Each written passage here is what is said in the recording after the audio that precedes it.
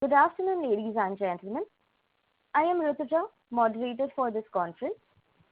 Welcome to the conference call of Precall Limited, arranged by Concept Investor Relations to discuss its Q4 and FY21 results. We have with us today Mr. Vikram Mohan, Managing Director, Mr. Krishnamurthy Pattabhiraman, Chief Financial Officer, Mr. P.M. Ganesh, Chief Marketing Officer, and Mr. Siddharth Manoharan, Head Strategy and Special Projects. At this moment, all participants are in listen-only mode. Later, we will conduct a question and answer session. At that time, if you have a question, please press star and 1 on your telephone keypad. Please note that this conference is being recorded. Now I would like to hand over the phone to Mr. Vikram Mohan, Managing Director.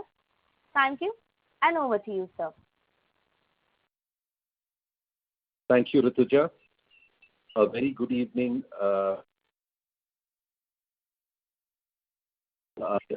and my colleagues as well. I do hope that all of you are safe and sound and your families are secure in these difficult times.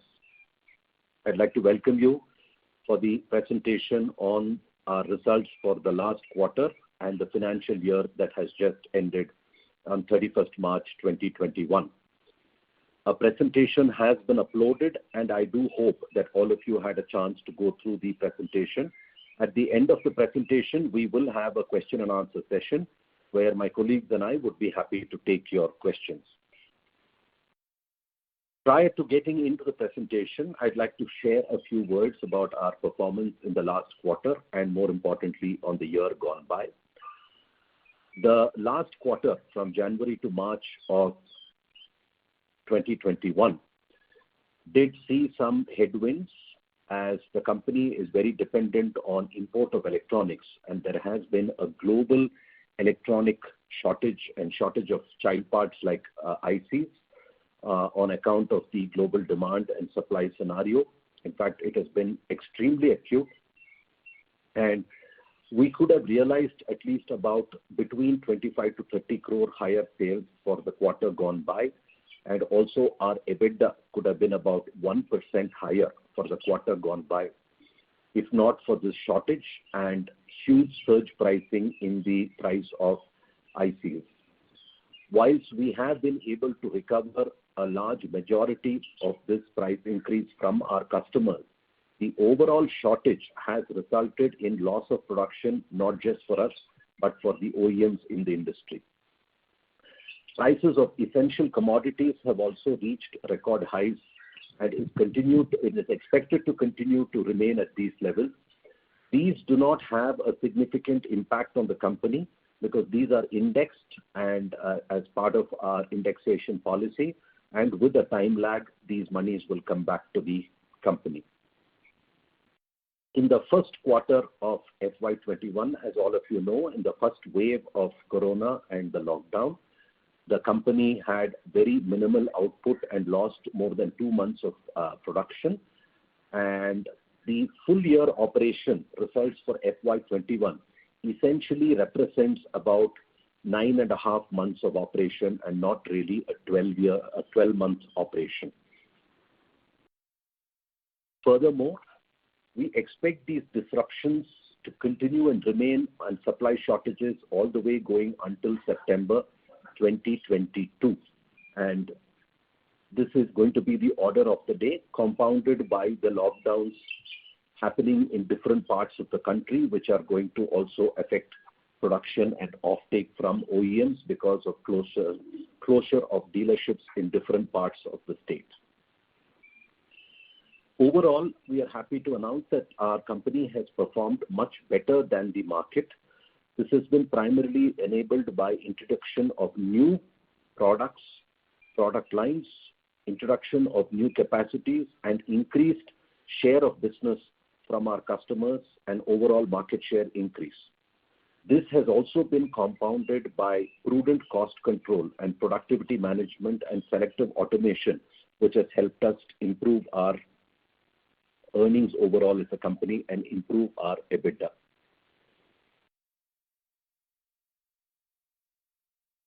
I would like to jump to the slide which shows the quarterly highlights from a standalone basis. The revenue from operations has been indicated in a slide quarter-wise. Similarly, the operational EBITDA and the profit before tax and the profit after tax. Specifically referring to the profit after tax for Q4 of FY21, I am sure many of you will have questions as to why the profit after tax for the quarter that has just gone by is extremely low.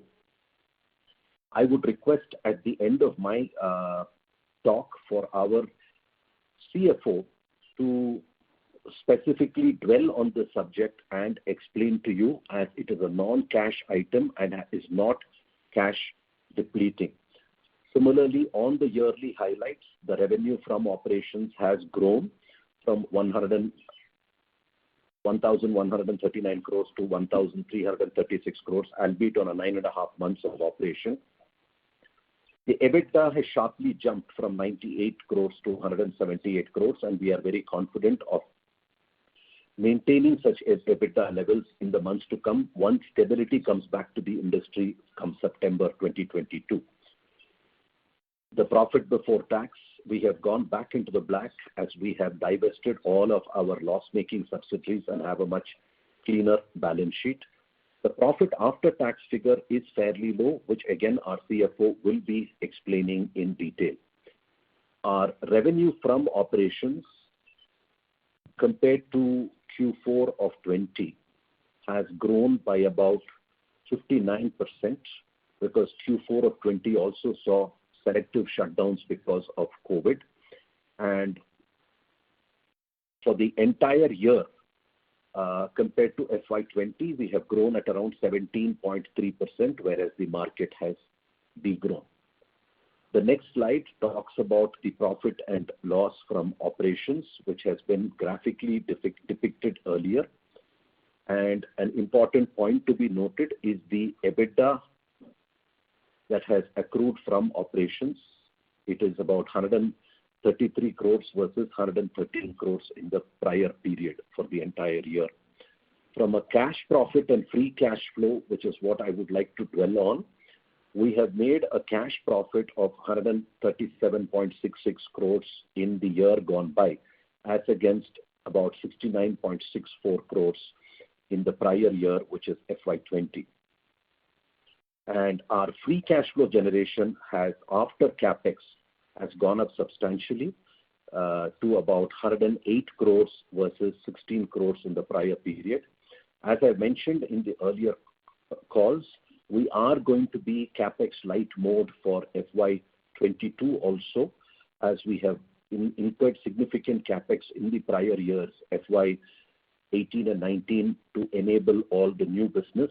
And we will be capex light and be able to generate a decent amount of free cash.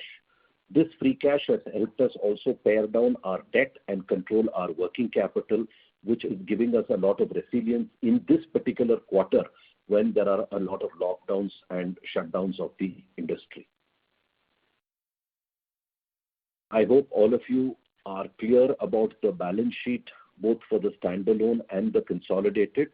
Our CFO will be able to answer questions specifically if you all may have on that. With regard to the long-term borrowings of the company, on account of free cash generation, we have been able to pare down our borrowings overall from 343 crores to about 229 crores, including working capital borrowings. The consolidated borrowings, including the subsidiary companies, which is Precol Indonesia and Precol Wiping Systems India, stands at around 247 crores, which gives us a comfortable debt equity ratio and comfortable debt DSCRs as well. The overall total income, and specifically we are using the term continued operations here, because as you are aware, in the month of August 2020, we divested our operations in the Czech Republic, and that this reflects only the operations which are continuing and non-divested. So from a total revenue standpoint, these figures represent our operations in India, Indonesia, and the Wiping Systems subsidiary in India. With regard to the EBITDA from the continuing operations, we have generated an EBITDA of about 135.89 crores for this. We have generated a revenue of 1,359.94 crores and with an EBITDA of 13.68%.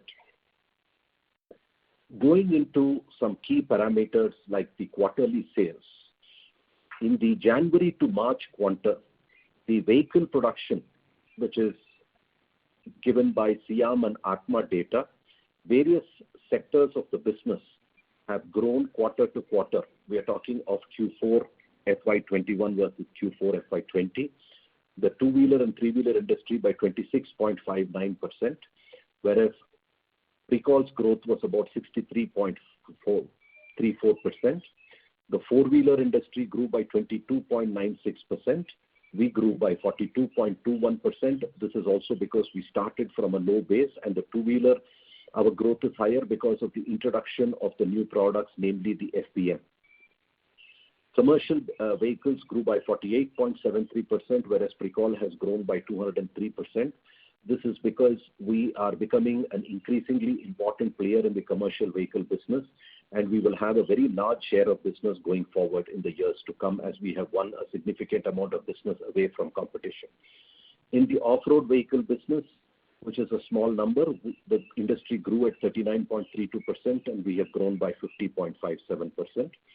And in tractors, we have more or less grown in par with the industry. Overall, we have grown at around 70% vis-a-vis about 27.9% growth in the industry. Specifically on exports, our actual growth was to the tune of about 23%. But because of the disruption and the Suez Canal blockages in the month of March, we were forced to reverse a lot of bill of ladings, though the material had been shipped, and that will get reflected in this quarter. So the actual growth was 23%, but because of the reversal of bill of lading, we landed up with a 2% figure. Exports will continue to be an area of growth, and we have subsequently also won a lot of new business in the export arena. Segment-wise, we are still predominantly a two-wheeler and a three-wheeler dependent company. And going forward, the numbers on the two-wheelers will reduce and the numbers of the commercial vehicles and the four-wheelers will increase as we have increased our business on those segments. And on the product-wise segmentation, about 65% comes from the driver information system. This number also will go down as we increase our business on the pumps and mechanical products vertical, primarily on the exports and the fuel pump module. On a yearly sales basis, year-on-year comparison, overall the industry degrew by about 12.48% on account of the pandemic and the lockdowns in the first wave, whereas we have managed a growth of about 17.3%.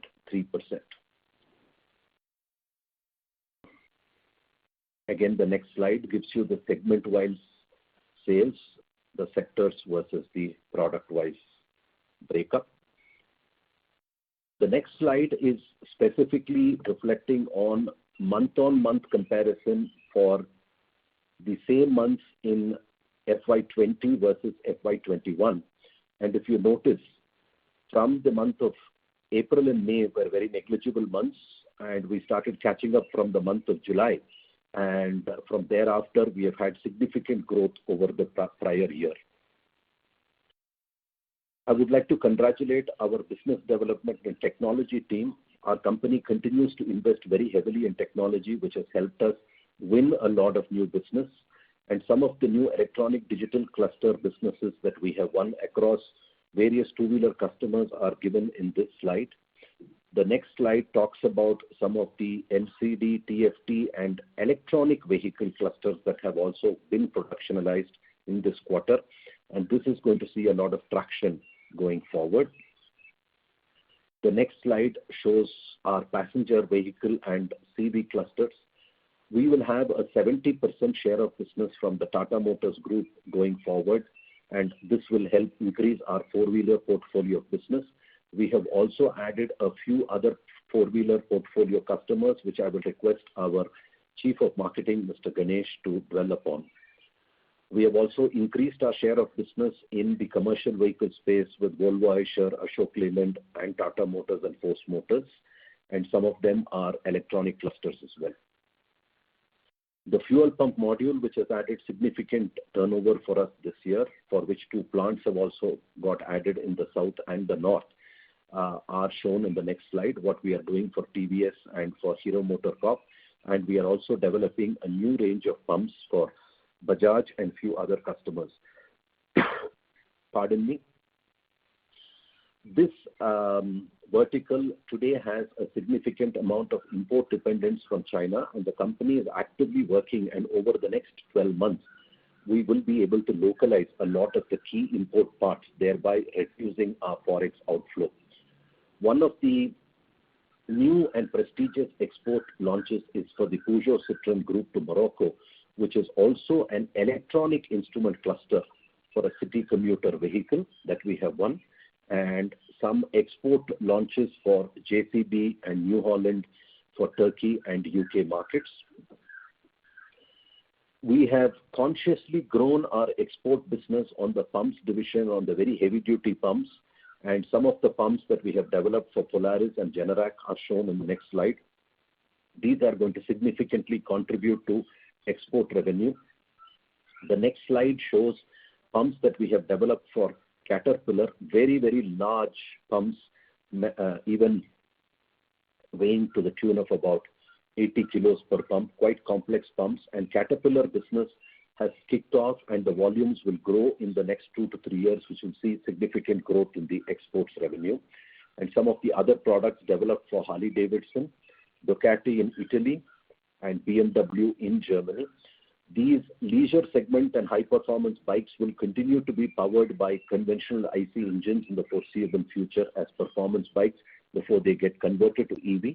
So we do not expect to see any business disruption in these sectors. Some of the sensors that we have developed for export customers for Volvo and Claas. And the next is the domestic launch for the Peugeot Citroën Group, the 2-liter water pump and the Girotor oil pump, the 2-liter. These have been, a lot of these pumps we have been able to develop thanks to our investment in Brazil many years ago, which helped us imbibe all the technology. And all, whilst we lost a lot of money and we were luckily able to divest the business last year, all the learnings and the technology from there have been used to develop all the business in the last few slides that you have seen.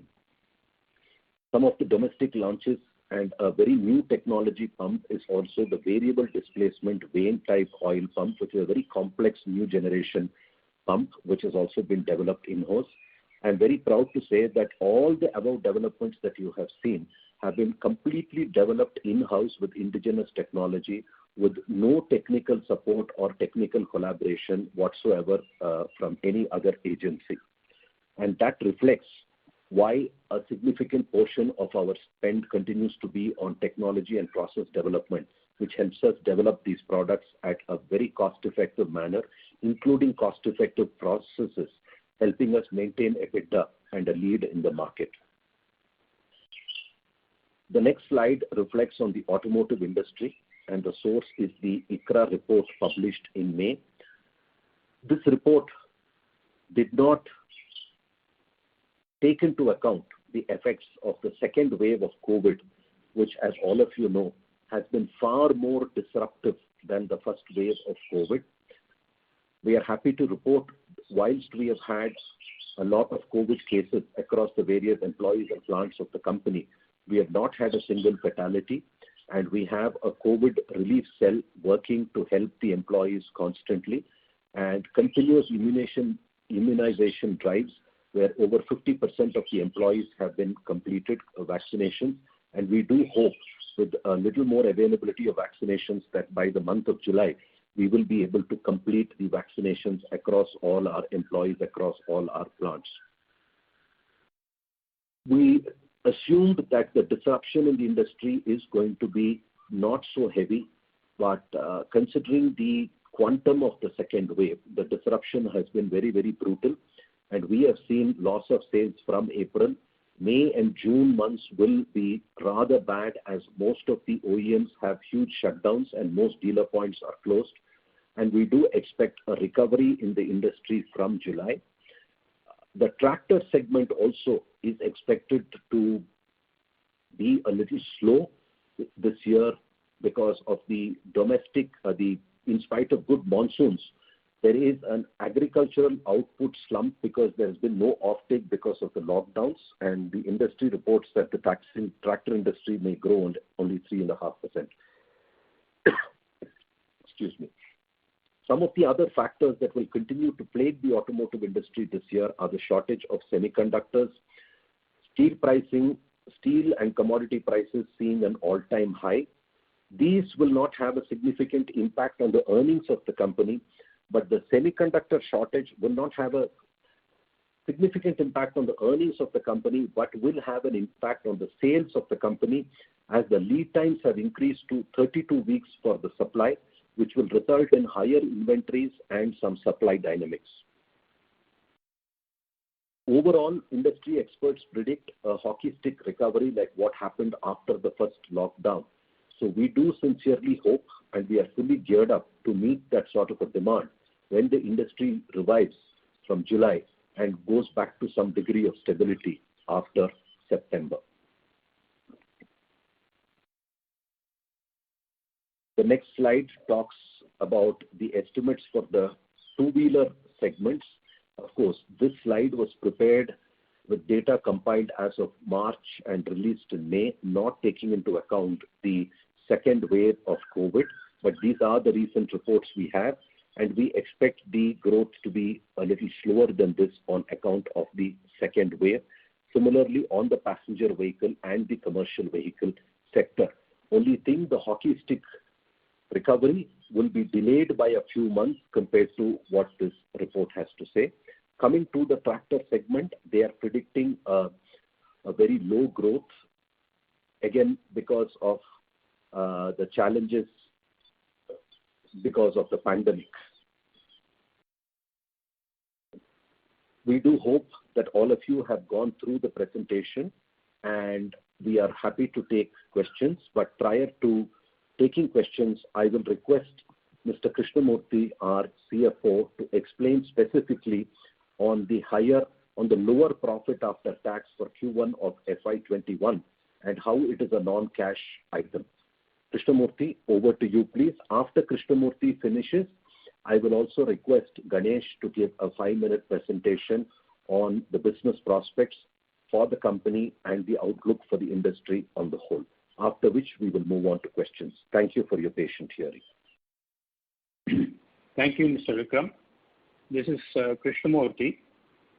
As our MD, Mr. Vikram, mentioned, the profit after tax for the year is substantially low. And if I talk in terms of numbers, for a profit before tax of 46 crores, we have made a provision of close to 32 crores in terms of tax.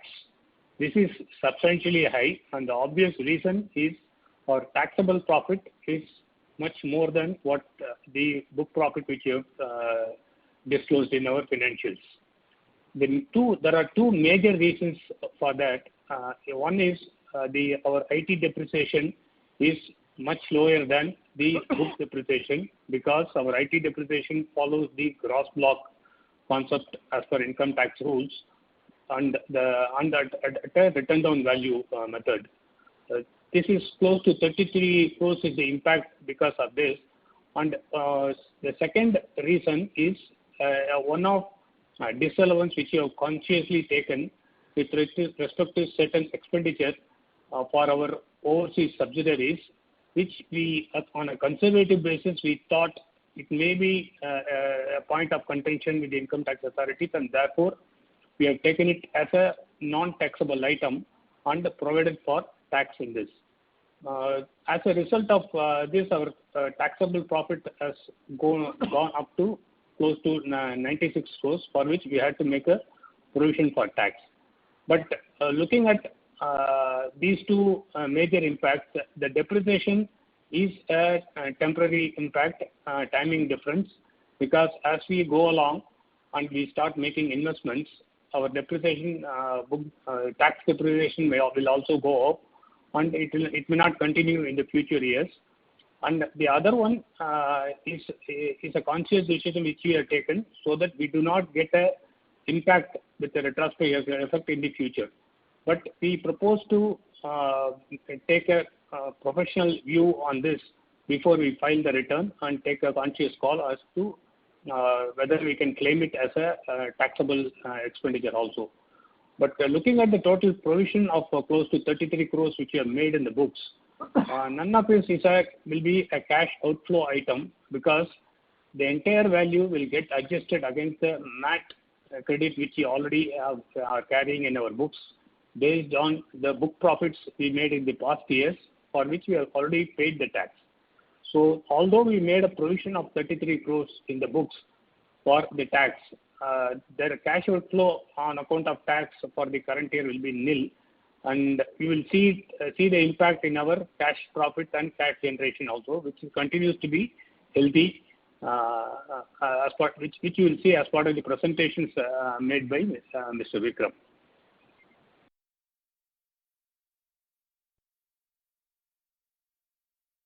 I hope I made the point clear. Now over to Mr. Ganesh to make his presentation. Good evening to all. And our managing director has already explained in detail about the business scenario and the new business wins. I will only touch upon certain key areas in the presentation which would be of interest. Pricol has been working on the connected vehicle solutions since the last 3 years. In fact, the first connected vehicle solution was launched by Pricol for TVS Motor in the year 2018 for the Ntorq model. Thereupon, Pricol has been working with a number of connected vehicle solutions across various segments. And what you see is the Suzuki in one of the slides, where we have just launched the connected vehicle solution with Suzuki for their entire scooter models. These instrument clusters are BS6 and also EV ready. It means that we are future ready. And also you can see on the right hand side where we have launched the next generation of instrument cluster, which is the TFT cluster, which is going to be the future technology on the instrument cluster or driver information systems, where we have launched 2 TFT clusters for TVS. One is for their first ever electric scooter, which was launched during last year at Bengaluru, which has Pricol TFT cluster. You can bring number of dynamic displays, which has won lot of acclaim during last year. And also on the left bottom, you could see the Apache RR 310, a racing motorcycle of TVS, which has been built on the TVS BMW platform, launched with the next generation TFT clusters. I would also like to highlight on the export wins, where we have made some significant inroads into some of the export customers like the PSA, where we have launched our first instrument cluster, which is EV for the EV vehicle application, which we have started to export to PSA Morocco. As we speak, we are become a global supplier to PSA for both the driver information system instruments and also for the oil and water pumps. Again, JCB, where we have shown the next generation TFT clusters, which we have started exporting to JCB to their headquarters in UK. We are a global supplier again to JCB for the next generation instrument clusters. I'll also briefly touch upon Caterpillar. Caterpillar, as you may know, is the largest in the world for making off-road vehicles and construction equipment. We have won a major business with Caterpillar for the heavy-duty water pumps.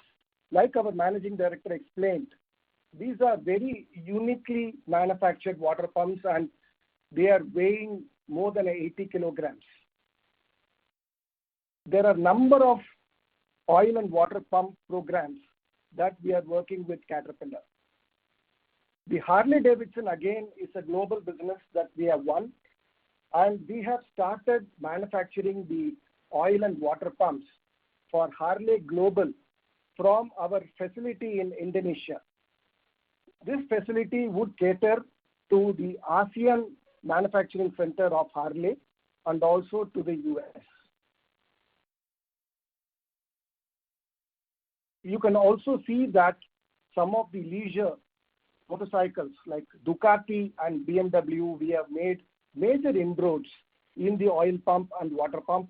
That is why our managing director was explaining that the percentage of the pumps and mechanical products would grow when compared to the instrument cluster as a percentage.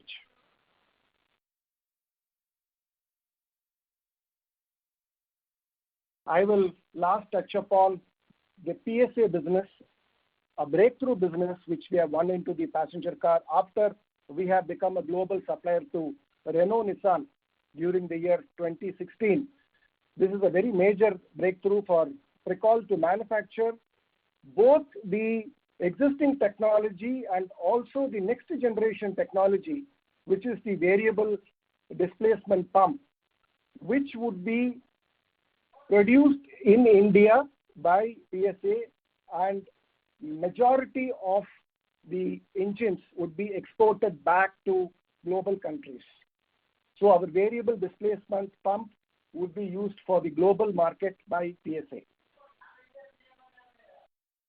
About the sector review, our managing director has already explained about the headwinds that are expected to be there.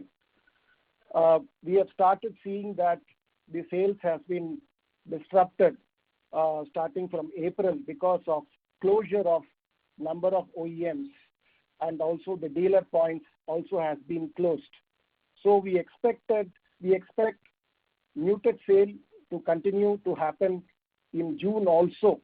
So we have to wait and see how the recovery is going to happen from July onwards. Thank you once again.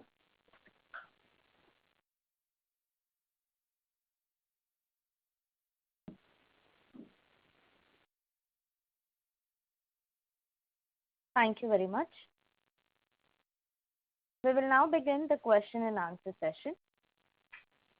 Anyone who wishes to ask a question may press star and 1 on the touchtone telephone.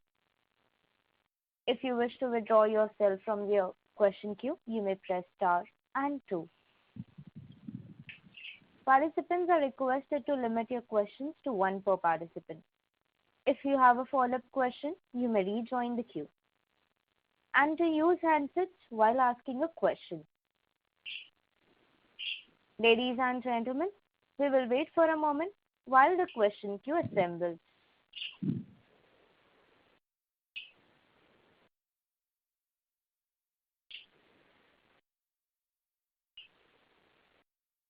The first question is from the line of Rajakumar V, an individual investor. Please go ahead.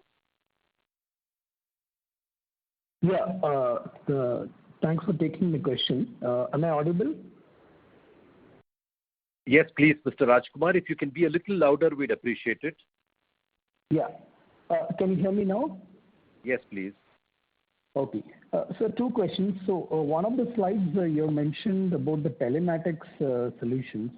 I just want to know what is the contribution that you're getting from telematics, and given that there are a lot of software companies also into this domain, I want to know what niche Pricol has on this segment.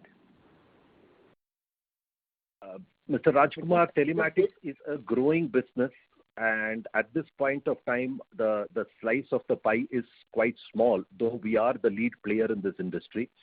We primarily play on the hardware side. Having said that, we also have about 72 software engineers in the company as we speak, and growing a number that will see 100 plus people mark before the end of this financial year. Having said that, we also intend buying a strategic stake in an automotive software company, not just for the telematic solutions, but also for the instrument clusters or the driver information systems, which is increasingly being software driven. In fact, many of the clusters that were shown in the presentation are all driven by software. We are primarily a hardware company with software capabilities. So that way we are able to offer an integrated solution. And we believe the telematics and the instrument cluster is going to become an integrated device going forward as an asset management tool. I agree with you, sir. I mean, if you also see the software content in a vehicle. Mr. Rajakumar, may we request you to please rejoin the queue? We have participants waiting for their turn. Yeah. Thank you. The next question is from the line of Shashank Kanodia from ICICI Securities. Please go ahead. Yeah, thanks for the opportunity. Sir, Mr. Mohan, you mentioned in your initial remarks regarding winning of substantial share of business from Tata Motors from competition. So could you please elaborate a little bit more on it, as in, why did competition really exit Tata Motors and what were the USPs that we could offer to Tata Motors? Okay, I'll have to dial back in history a little bit. Many years ago, we had joint ventures with Denso and joint ventures with Johnson Control, primarily to cater to the four-wheeler and, in the instrument cluster space. When Johnson Control got sold to Visteon, we were forced to exit that joint venture. And when we exited that joint venture, we had a 5-year non-compete clause. Similarly, when the joint venture with Denso elapsed, we had a 5-year non-compete clause. At the end of the 5-year clause, we made a comeback with Frugal Engineering. Again, it is our investment in engineering and technology that helped us be cost competitive. And after the non-compete clause was over, we made a comeback in Tata Motors and now TSA, and we are hoping to add a few more customers. Thank you. I hope that answers your question, Mr. Kanodia. Thank you so much. The next question is from the line of Vipul Shah from Sumangal Investment. Please go ahead. Hi, sir. I just want to know the margins for this two-wheeler business and margins for the four-wheeler business. Are they different? Logically, margins in the four-wheeler business should be higher. And as you have commented that that part of business will grow over the next 2-3 years. So your comments, please. Yes, the two-wheeler business, the mechanical clusters and the electronic clusters and the electronic entry-level clusters have got commoditized and have single-digit margins, followed by increased margins. The next level of margins are contributed by the TFT and the next-gen clusters, followed by the four-wheeler clusters, which are not yet commoditized and software-rich, and the commercial vehicle clusters, which have higher margins, and followed by the highest margins given by our exports business, where we are having cost economies of scale, and businesses that are going to grow, especially the businesses like Caterpillar, Ducati, etc., which Ganesh was pointing out in his presentation and also in my presentation. So what should be percentage-wise? What should be the general percentage, because it's customer-wise basis, volumes, which plant it is manufactured under. Certain plants are lower cost for the company, the newer plants where there's more automation. Some of the older plants, especially the plants in Coimbatore, which have historical costs of higher costs of labor, etc., and older plants contribute to lower margin. So then I'll have to go into segment-wise, plant-wise, customer-wise profitability, which is, of course, something at an executive level we do analyze. But overall, as a company, this is the, starting from a 6 to 7% margin for electronic clusters going up to as high as 22% for the export pumps. Thank you. May we request Mr. Vipul Shah to rejoin the queue? I come back in the queue. Yeah, sure. Thank you. The next question is from the line of Ramanath, an individual investor. Please go ahead. Good afternoon, sir. I congratulate you and your team for excellent results this year. Now, my question is, sir, regarding this other operating revenue. We have been consistently showing some other operating revenue to the tune of approximately around 54 crores. Can you please elaborate on that, sir? Thank you very much for the kind words, Mr. Ramnath, and we do hope that we continue to outperform the market. The other operating revenue is primarily from the sales of fuel from our fuel station located in Coimbatore, which is one of the highest selling fuel stations in the Coimbatore district, and that is classified for the auditors as other operating revenue, which was about 60 crores in the year FY20 and about 52.76 crores in FY21. And the others are small amounts of export incentives that we get, but the bulk of it is from the fuel sales of the fuel station. Thank you, sir. Thank you. Thank you. The next question is from the line of Mukesh Sheth, an individual investor. Please go ahead. Hi, sir. I just wanted to understand in this second wave that has hit us in terms of COVID, what is the number of production days that we have lost? I mean, for how long, or what has the impact been in terms of production days? As of now, it's hovering at around nearly 45%, Mr. Sheth, but seeing the situation in Coimbatore, which is one of the worst affected in the country as we stand today, and the situation is yet to peak, we expect June also to get our southern plants to get disrupted badly, but our northern plants and western plants are recovering. But we have plans for a similar situation like May, where the northern and western plants were affected and southern plants lesser affected. But at the very least, in the months of May and June, 50% would be a realistic estimate. Okay. Noted. Thank you so much. Not just because of, it's three reasons again I'd like to elaborate here. One is shutdown of OEMs, thereby resulting in sudden change in demand. Second is shutdown of our own plants because of employees contracting COVID. And third is shutdown of our key suppliers, either because of COVID or because of lockdowns. So all are interconnected, but I believe that a reasonable estimate would be we would be losing not less than 50% in May and June. Okay. Thank you. Understood. Thank you so much for that. Thank you. The next question is from the line of Nilesh Shah from Envision Capital. Please go ahead. Congratulations on a good performance. I just want to basically understand that, the year gone by, you said you were operational only for 9.5 months, and it's quite possible that FY22 could end up being a similar year in terms of the effective months of operation. Knowing the situation today, what's the outlook for FY22? Do you think that we've had a great FY21? Do you think FY22 would end up being kind of a similar year, both in terms of our overall revenues and margins? And the second question I want to understand also that we now have a different margin trajectory versus our previous years in the past. Mr. Shah, can I just take your question one at a time, please? So yeah, sure. Please. The first question. Yeah. I wish I had clarity or my team had clarity. In fact, I've been constantly talking to my colleagues in the industry, and the situation is a little uncertain. Both COVID and a new problem that we did not have last year or for the vast majority of last year, the shortage of ICs, especially affecting companies like ourselves and Bosch, Lumax, couple of companies that have a lot more electronic content compared to the metal forming companies. Now, the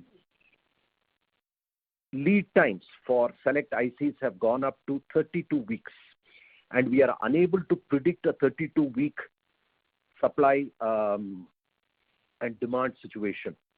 The industry is hoping that by July, we would have a much better understanding of what the industry is going to hold out for the rest of the year. And hopefully, the third wave, which is predicted in October, will not be as disruptive as the second wave. In fact, if you ask me, the second wave perhaps has been the most disruptive for industry, even compared to the first wave. This is going to have two impacts. Inventory and strain on working capital is going to be there because of the long lead time and stock, forcing us to have stock of items and then suddenly losing sales because of change in demand, A. And B, the overall price impact of cargo and freight and the shortage of ICs resulting in premium prices. While we are able to recover about 85% of it from the customer on a goodwill basis, we are also absorbing some of it. This will definitely have an impact on the margin by anywhere between 150 to 200 basis points is our estimate. One advantage that we had last year is there were no salary increases to any of the employees, which normally is done in July of every year. Last year, because of the lockdown, and we had a discussion with our employees, and we decided that we will not give any salary increases. But there has been a lot of personal disruptions for people also in the second wave of COVID. So to keep the employee morale up, and especially when the company is growing at a fast clip, and we have also won a lot more new businesses which are getting productionized this year, we have gone ahead with the salary increases in the month of April, which will impact the employee cost if the sales base is slow. Having said all of this, the delta new business that we have added will definitely see us doing a significantly higher number this year compared to FY22 compared to FY21, albeit with anywhere up to 150 to 200 points or 1.5 to 2% EBITDA impact because of these disruptions and increased costs which may not be recoverable. I'm saying may not be recoverable because a lot of the OEMs are also limping back, and I think we'll have a lot more clarity only in the month of July.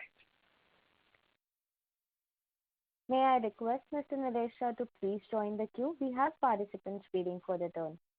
Best wishes, sir. Thank you. Thank you.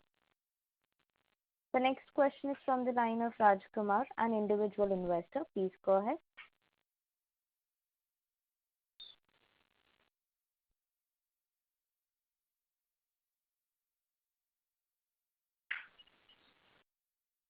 Mr. Rajkumar, please go ahead with the question. Your line is unmuted.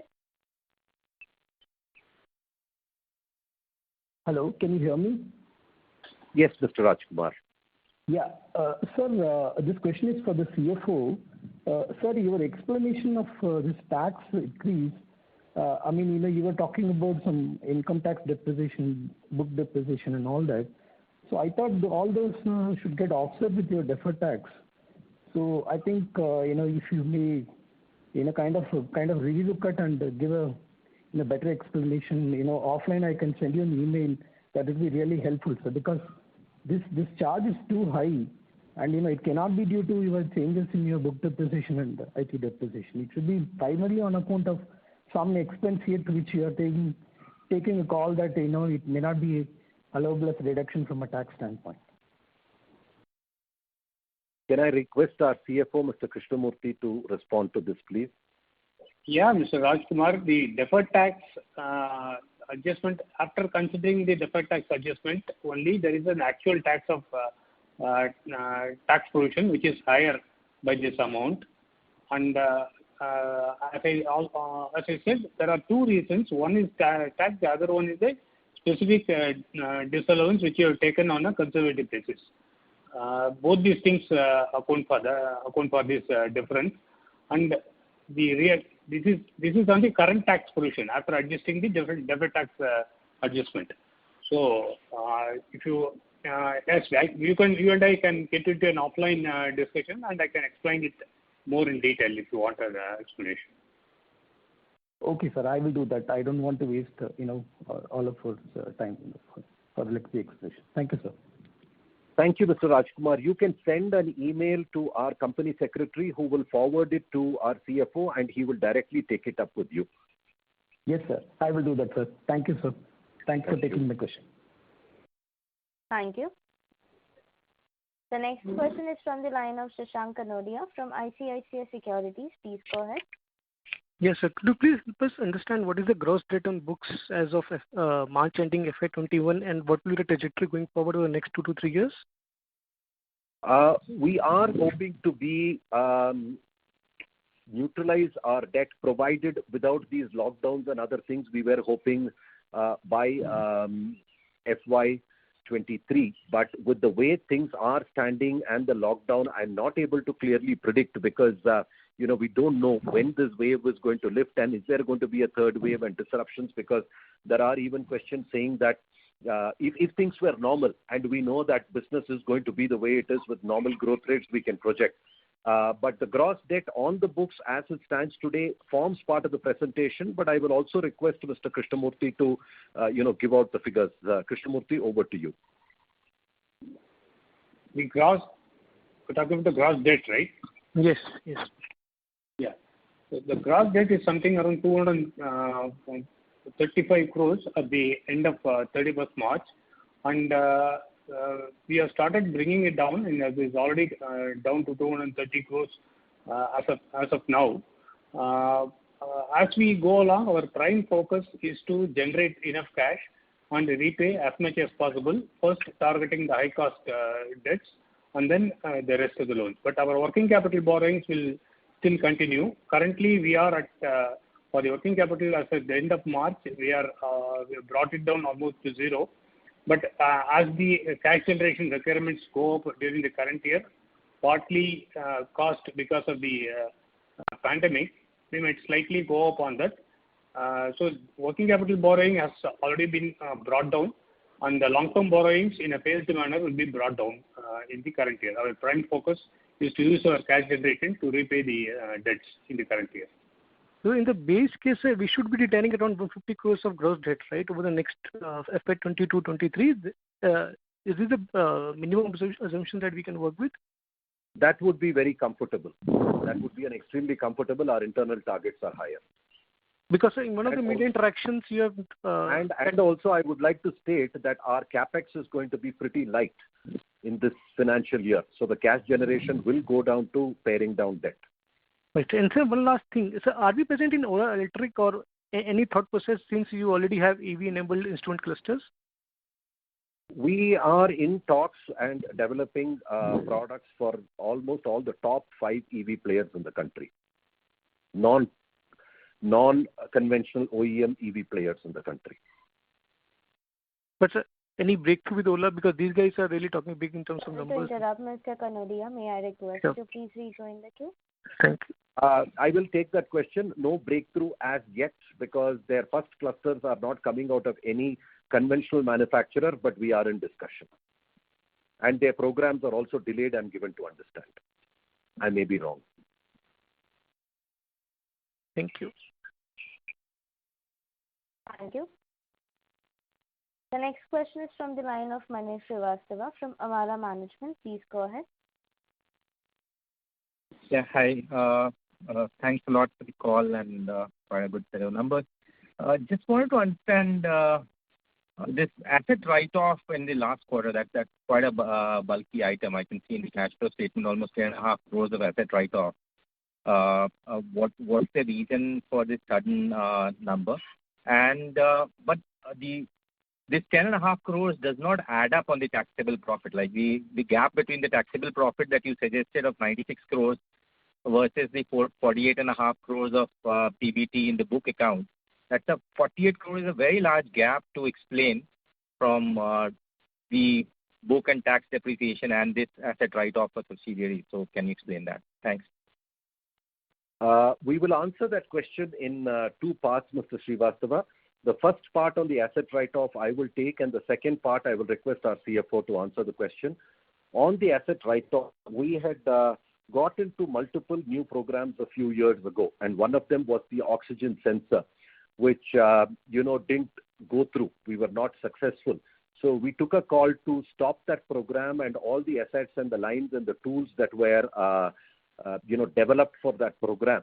And we have terminated the arrangement with Kurdia Technologies, the technology house that we were collaborating with for this program. So all the lines and tools and other assets which were utilized towards this program contributes to almost 85% of this write-off. And the other things are, routine small write-offs of certain tools, etc. So it is because we took a strategic decision not to, any company, we invest in multiple verticals hoping for success. For example, the FPM worked very well for us and it's given us 200-300 crores of sales, or the variable flow pump. And the oxygen sensor was one that didn't yield us the results. And we took a call at a board level and at an operating level to bring that program to a stop and cut our losses on that. So that is the forms bulk of the write-off of that 10 odd crores. The second half of the question, I will request Krishnamurthy, our CFO, to answer. Yeah, I'll take this, Mr. Vikram. Looking at the book profit versus taxable profit, the amount that add up to is the 33 crores of difference between the IT depreciation and the book depreciation. And the second one is the 14 crores of write-off of assets. As you know, only the sale value is getting depreciated from the block of assets value, and not the entire value that has been provided for the asset write-off gets a tax reduction. That amounts to another 14 crores. And the third one is the reason which I told about our conscious decision of the interest which is taken for our overseas investments, which we have a doubt whether it will be allowable in terms of a tax deduction. And therefore, we have taken a conservative call, and this amounts to 26 crores. So all these things put together take our taxable profit from the book profit of 46 crores goes up to a taxable profit of close to 120 crores. And after adjusting for the deferred tax, the net deferred tax and also the brought forward depreciation, the net current tax comes to around 33 crores. The deferred tax adjustment which has been done is to the extent of 6 crores, and the 33 crores current tax is after netting off this deferred tax impact. Thanks a lot. So these are one-time sort of tax impact. Yeah. All these things are one time, except the IT depreciation difference, which may go off over a period of time as we start increasing our investments. Okay. Thanks a lot. Thank you. Thank you. The next question is from the line of Sunil Jain from Nirmal Bang Securities. Please go ahead. Yeah, congratulations to the management for outperforming the industry. My question relates to that only. If suppose in the next year industry grow by say X percentage, so at what rate higher we can grow as compared to industry? Our conservative estimate is at least a delta 10%, sir. Delta 10% in the sense, if suppose industry grow by 10%, you can grow by 20%. Yes. That's because of the new business that we have added and the export businesses that we have added. So that is something very great to hear from you. And can I go for another question? If there are, I think there are already a queue. Can I just request you to rejoin the queue, please, so that the other participants also get a chance, please? Okay, sir. Thank you. Thank you. The next question is from the line of Nilesh Shah from Envision Capital. Please go ahead. So you mentioned about acquiring a software business to add to the capabilities. Just want to understand what could be the size of that acquisition, what are the kind of capabilities that we are looking for, and what could be the potential outlay for that? Not more than 10 crores, Mr. Shah, because we are looking at a strategic stake, not an outright acquisition. We are looking at acquiring a strategic stake and not a majority stake in a boutique software firm. We are evaluating a few right now. It's gone a little slow because of the current situation, and this could potentially happen only towards the fag end of this financial year.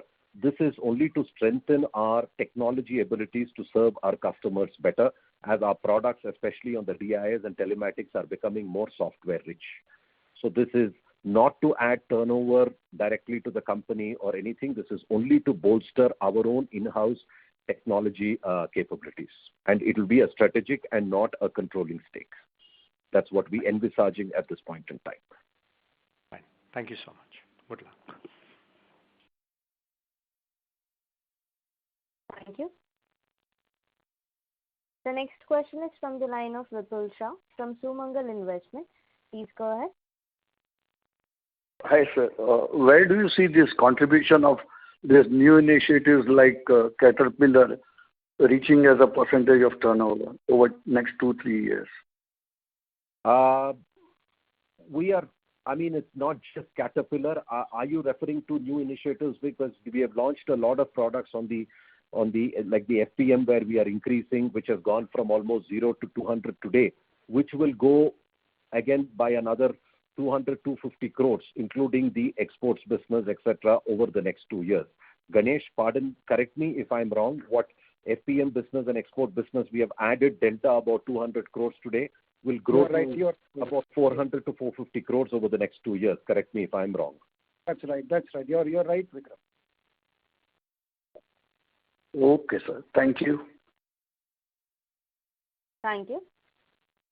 The next question is from the line of Jaymin Desai from ICICI Direct. Please go ahead. Yeah, thanks for the opportunity, sir. You've already spoken about some of the headwinds for margins going forward, like the chip shortage or the production losses. So my question is, how do we think about, say, some of the more supportive factors, like maybe increased localization or better product mix going forward? And will we be able to maintain at least the current level of margins over the next couple of years? As I mentioned, we are confident of these levels of margins, but not for this year because of the chip shortage and the uncertainties and increase in packing cost, freight cost, many input costs. We are recovering a significant amount, but some of it is also not going recovered based on customer relationships. So there will be a hardening of margins or reduction in margins that I'm expecting for FY22 by anywhere between 150 to 200 basis points, between 1.5% to 2% EBITDA. Okay. Thank you. Thank you. The next question is from the line of Sunil Jain from Nirmal Bang Securities. Please go ahead. Yeah, thanks for this opportunity again. My question relates to semiconductor. So you said that the supply can come back to some extent from September of this year. Yes, that's what industry experts are predicting, that there will be some degree of normalcy coming back by September. I'm not saying full normalcy, some degree of normalcy, lead times going from 32 weeks back to reasonable time frames, which is why there is going to continue to be an impact on that. I personally think in our operating team thinks it's going to be the end of this financial year before complete normalcy comes back. Okay. So if that assumed well, then second half would be a bit normal as against first half. Provided there is no third wave, which the whole country is now talking about, and selective lockdowns. And, we are estimating that the chip shortages and the resultant cost impacts will continue, maybe not until September, but even until March. I'm being a little more pessimistic outlook there, frankly. Okay. And so last question is, what could be the tax rate for the whole year next year? I will request our CFO to take that question, please. Yeah. We should go back to our normal percentage of around 36 to 37, but for some timing differences because of the depreciation. So close to around 42% will be the tax rate because the other differences are all one time and they are not going to repeat in future. Okay, fine. With tax rate of 42% seems a bit higher. That's because I'm assuming that the difference between the book depreciation and tax depreciation will continue. So that will increase our But we are also evaluating our options to move to the lower tax bracket. That evaluation is being done now. So depending on our profit generation in the future years, we may decide to move to the lower tax bracket. But once that is done, this might come down slightly a bit low. I am only talking about the current normal tax rate at this point of time. I request Mr. Jain to please rejoin the queue. Yeah, thanks. Thank you. The next question is from the line of Ramanath, an individual investor. Please go ahead. Yes, sir. This is regarding the assets. You have financial assets where you have made investments to the tune of 59.47 crores. Can you please elaborate on that? What kind of investments go into it? I'll request our CFO to take that question.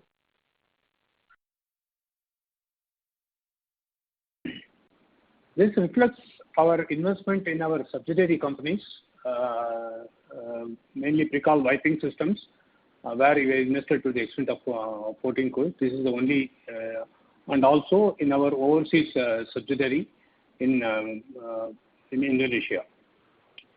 Okay. Thank you. Thank you. The next question is from the line of Rajakumar V, an individual investor. Please go ahead. Yeah. So thanks for the follow-up. Sir, you mentioned that there will be a 150 to 200 basis points reduction in EBITDA for the upcoming year, 21-22. Just wanted to know, will you be able to, from a value standpoint, will you be able to offset that by way of an increase in top line, given that your export markets must be firing, very well now? So just want to know, will you be able to mitigate the absolute reduction by way of increased exports? Frankly, we are in an unknown territory right now, Mr. Rajkumar. We never expected our Coimbatore plants to be shut down for so long, or our northern plants to be shut down for so long, and we don't know what is going to be the effect, the prolonged effect of this COVID, and how much more this impact is going to be there. If the COVID impact doesn't linger, yes, the business is going to be higher, and the EBITDA contribution should be, from a rupee perspective, higher. But this is subject to this wave of COVID being brought under control, which, the way things are spreading, I have my serious doubts. Okay, sir. I understand. Because it's not just us, a lot of our suppliers have got affected also. So even if we want to operate, we are having supply chain disruptions and or customer disruptions. If we are willing to operate, customer is disrupted. So it's a very, very dynamic situation. It's quite an uncertain situation where we are unable to predict, unfortunately.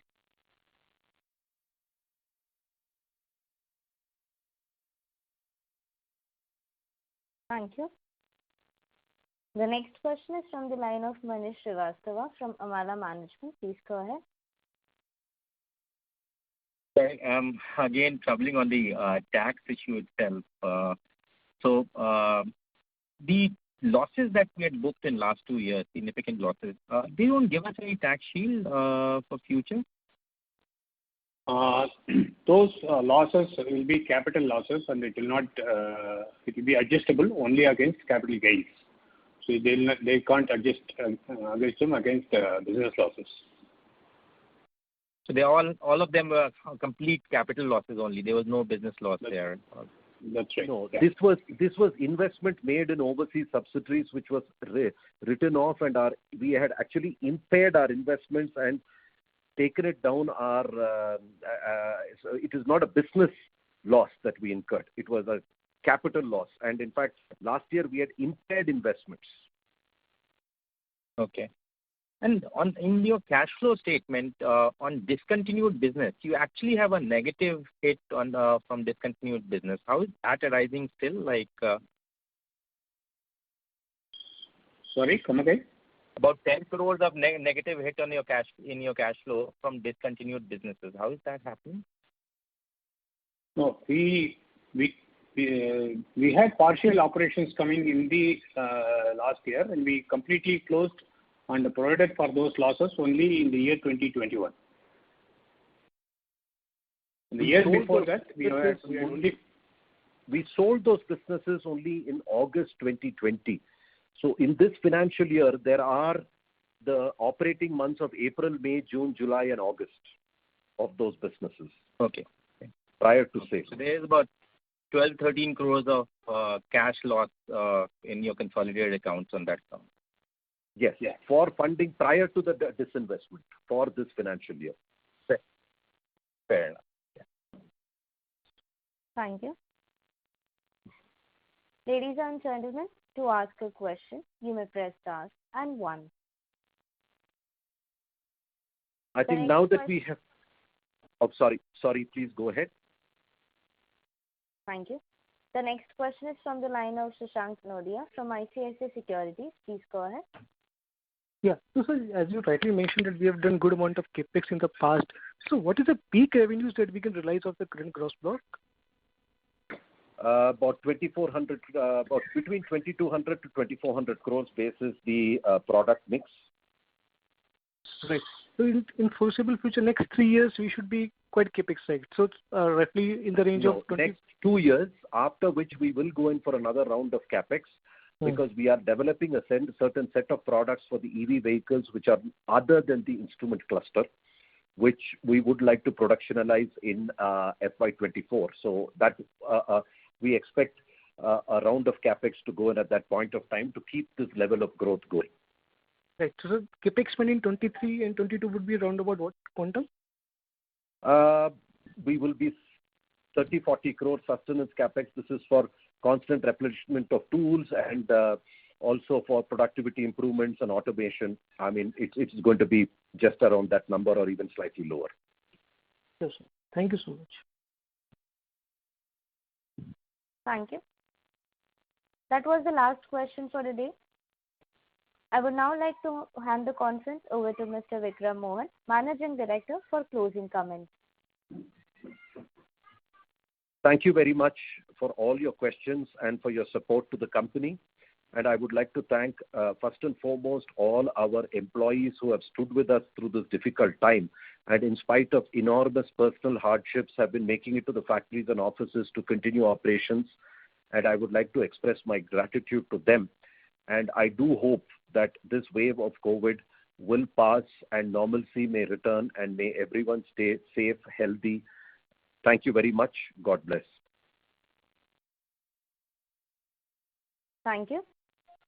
On behalf of Concept Investor Relations, that concludes this conference. Thank you for joining this conference call. If you have any further queries, please send us an email to gaurav.g@conceptpr.com. Ladies and gentlemen, you may disconnect your lines now. Thank you.